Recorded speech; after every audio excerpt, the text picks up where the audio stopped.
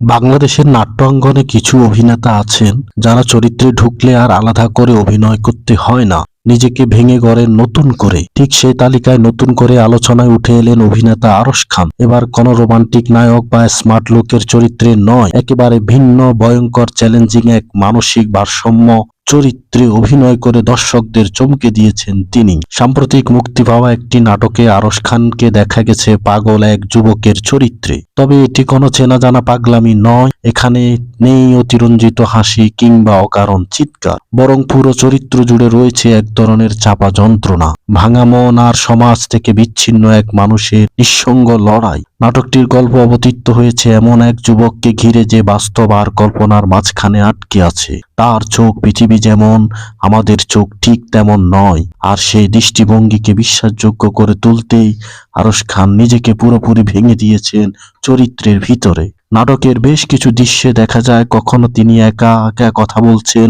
কখনো নিঃশব্দে তাকিয়ে আছেন শূন্যে, আবার কখনো হঠাৎ করে ভেঙে পড়ছেন আবেগে।